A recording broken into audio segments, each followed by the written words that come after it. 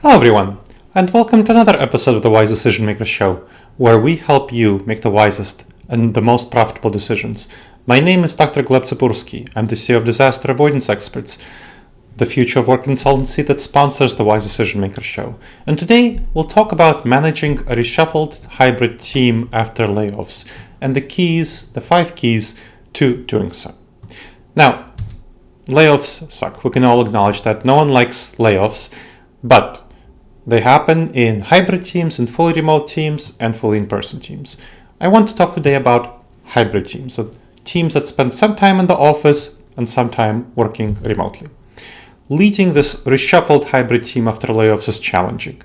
So you have a hybrid team and it's reshuffled naturally. There are some layoffs, some people are coming in, obviously some people left. This is a challenging situation. I want to focus on the team members that remain. It's reshuffled. Let's say you had 6 people on your team, now you have 4 people on your team. The dynamic has definitely changed. Staff may feel resentful, uncertain. They will naturally have lower motivation and productivity after this sort of disruption. And so there's low morale, low job satisfaction, and some people may leave. There's going to be higher turnover with layoffs. The layoffs are going to be forced, but some people may choose to leave after they've seen a layoff. So there's a higher impact if layoffs lacked empathy, like layoffs by email, which have been made notorious by large tech companies like Google, Amazon, Meta, X. So the impact of layoffs in hybrid teams is fear, uncertainty, and stress. And especially given that hybrid teams lack the kind of in-person support that fully in-person teams have. So long-term staff may feel vulnerable, especially if they invested a large portion of their careers into the company. Moreover, the employees who are laid off may still be in contact with team members, which of course can be harmful for team morale. So managers, you as a manager, need to learn how to navigate the situation to keep your teams motivated and productive during this difficult time. So, what you as a manager need to do is provide empathy and support. That's one of the keys. You should offer empathy and emotional support, have regular check-ins on staff, and truly understand their concerns. Provide them with essential mental and emotional resources yourself and also whatever the organization provides. So make sure, as soon as you hear about layoffs, to check in and remind yourself what kind of well-being resources your organization provides. It likely does so, and make sure to emphasize those to staff. And offer them flexible work arrangements, time off as needed to deal with the stress of layoffs. Next key is understanding the needs, the individual member needs of your reshuffled team. Understand those unique needs. Know how to support them. Do so by having weekly check-in calls and providing them with additional training or resources as needed to support their needs. This will help the team feel valued and motivated to collaborate further. Next key is embracing flexibility in hybrid teams. This time of layoffs should be a particularly special time when you support more flexible work arrangements than would ordinarily be the case. Let's say your company has a 3-day in the office policy. This is the time for you to do a little bit of looking the other way while your team is dealing with layoffs and maybe laying off, being strict about coming into the office regularly on the next couple of months after layoffs. So again, working from home might be an option. Allow your people to work from home more time. Give them more flexible hours. If your typical hours are 9 to 5, allow them to come in at 11 and leave at 3 or something like that, or a combination of both. This creates a work environment which puts less stress on people, and that helps their productivity, morale, and engagement. This is especially important during the challenging times of reshuffling for hybrid teams that just experienced layoffs.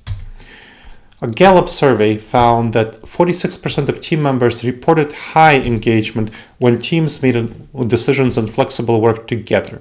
So this is a time after layoffs to really get together and reassess your team's approach to hybrid work, because people will feel definitely better if they do so.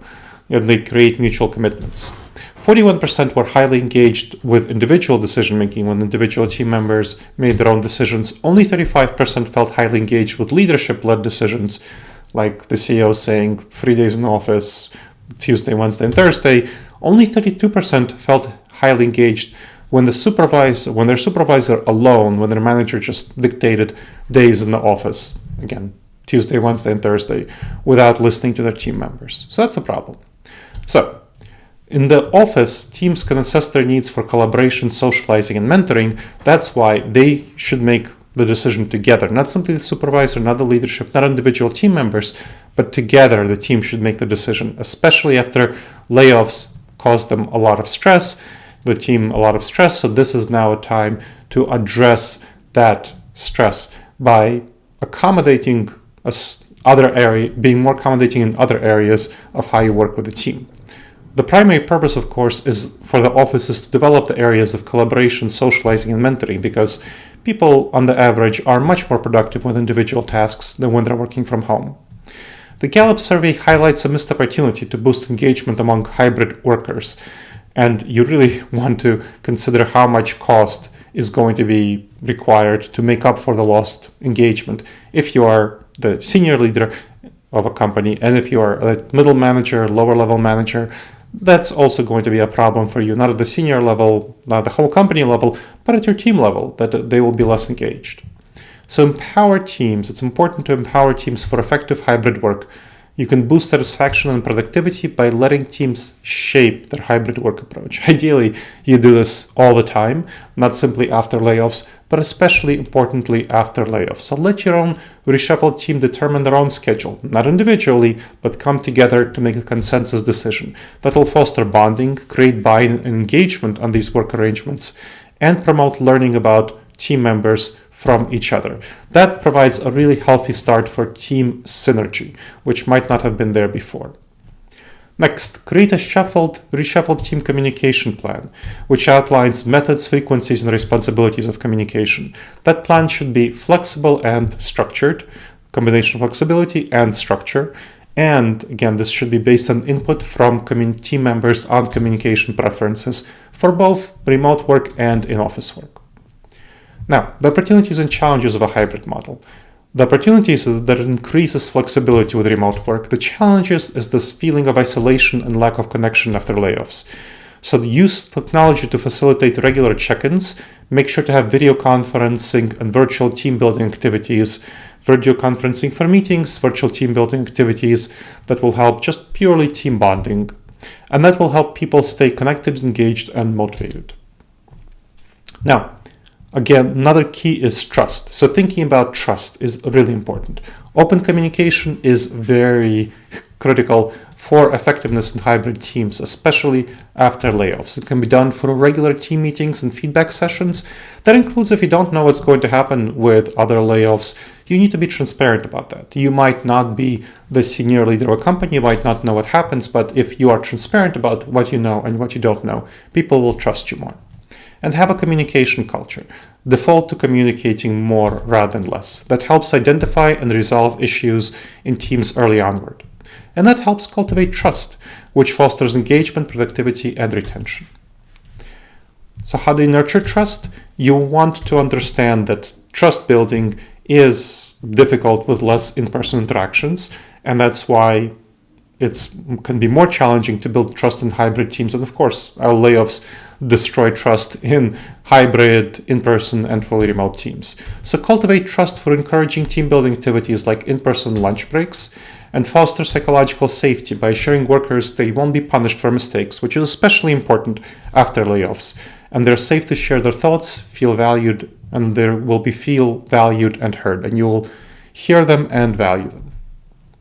Now, the fifth key is celebrating success in reshuffled hybrid teams. That helps build a positive work culture, which is especially important after layoffs. That boosts staff morale, motivation, retention, and productivity. To celebrate success, you can recognize individual contributions with tokens of achievement. You should have some, hopefully, budget for that. Or if you don't have budget, spend a little bit of your own money on tokens of achievement, not that much, and it will really help your team. Appreciate team success through social events and leadership recognition. Leadership recognition meaning you as a manager recognize them, and reward them with opportunities for professional development. People really appreciate having those opportunities. So, to review, the 5 key steps for managing reshuffled teams in a hybrid setting. Offer empathy and emotional support. Understand their individual needs and preferences. Establish a clear communication plan. Cultivate trust and psychological safety, and make sure to be flexible in doing so. And finally, celebrate success. These strategies are going to help you boost productivity, retention, and engagement in reshuffled teams after layoffs. All right. These are the 5 key steps to managing reshuffled hybrid teams after layoffs. I hope you've enjoyed this episode of the Wise Decision Maker Show. Please make sure to subscribe wherever you checked out the show and leave a review. It helps other people discover the show, and it helps us improve the show.